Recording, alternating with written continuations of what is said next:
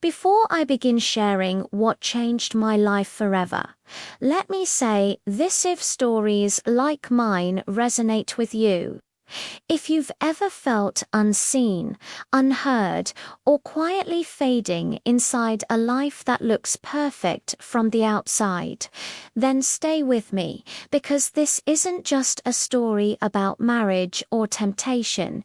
It's about identity, loneliness, and the dangerous comfort of being noticed again.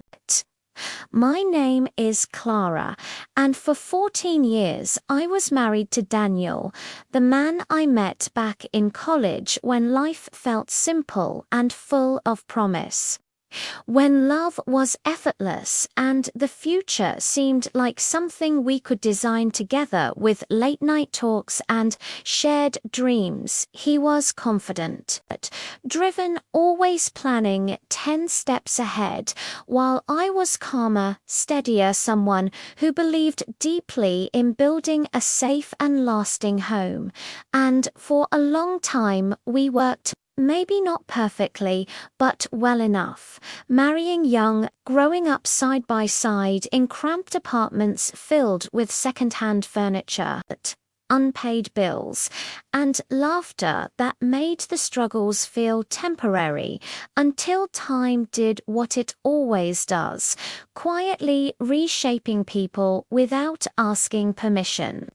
By our mid-30s, Daniel had climbed high in his finance career, traveling often, chasing deadlines, while I stepped away from my own ambitions to raise our children, Leah and James, telling myself that this sacrifice was love, that fulfillment would come later, but later never arrived, and instead my days blended into an endless cycle of routines where my name slowly disappeared behind the roles. I played mother, wife, caretaker, until conversations with Daniel turned transactional. Affection became habitual, and the woman I once was faded into the background of my own life, and I didn't even realize how invisible I had become until someone finally looked at me again.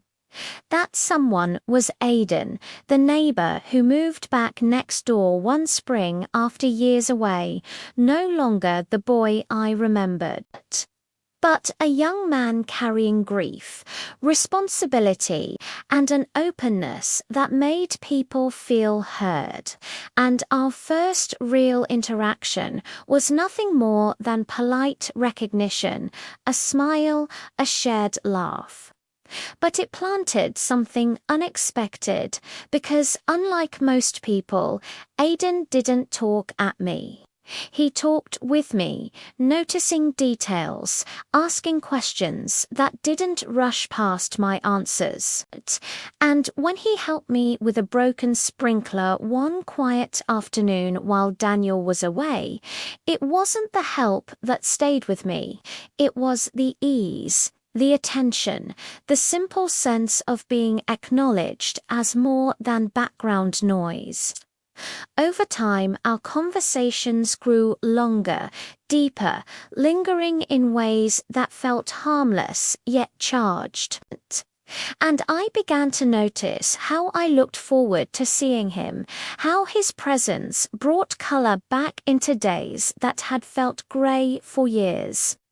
Not because I wanted him, at least not consciously, but because he reflected something back to me. I had lost my relevance, my intelligence, my worth beyond service.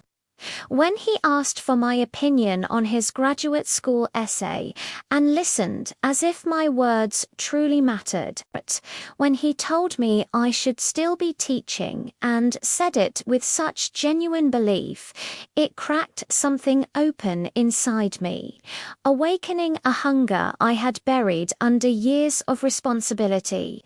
And that night I lay awake realizing how starved I had been, not for romance, but for recognition.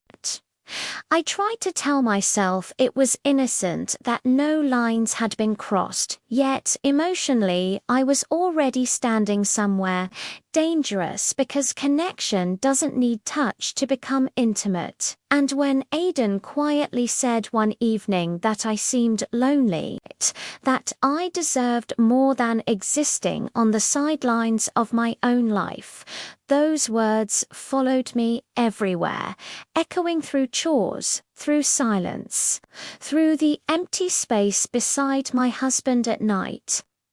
Daniel noticed my distance only superficially, asking if I was okay without waiting for the answer, too tired, too consumed to see that I was unraveling.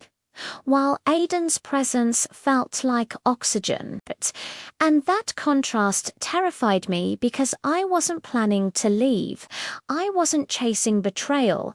I was simply drifting toward someone who made me feel alive again, and the guilt of that realization weighed heavily on me. I pulled back, created distance, convinced space would dissolve what had formed, but instead it sharpened everything, turning glances into loaded moments, and absence into longing. While at home, the emotional gap between Daniel and me widened, conversations collapsing into defensiveness and exhaustion, until one night I finally asked if we were just roommates now, and his dismissal hurt, not because it was cruel, but because it confirmed how unseen I truly was. When I later walked with Aidan beneath an early autumn sky, and he said, without hesitation, that he saw me, something inside me broke. Because those words carried a truth my marriage had lost, and I cried not from desire, but from grief over the woman I had abandoned. In the days that followed, I lived in constant tension, torn between duty and selfhood, journaling through guilt, fear, and longing. Finally admitting that while I hadn't physically crossed boundaries, emotionally I already had, and that realization forced me to confront a truth I could no longer avoid. I couldn't heal my emptiness through another person, no matter how kind or attentive they were. So I chose distance, not as punishment, but as survival. Stepping away from Aidan and confronting Daniel with honesty, telling him I wasn't living, only enduring.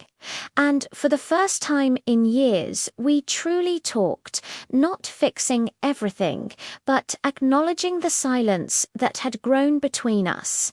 I didn't choose escape, and I didn't choose fantasy. I chose myself, choosing reflection, responsibility, and the painful work of rebuilding identity from within. Because sometimes the most powerful love story isn't about choosing someone new, but about choosing to find yourself again before you disappear completely.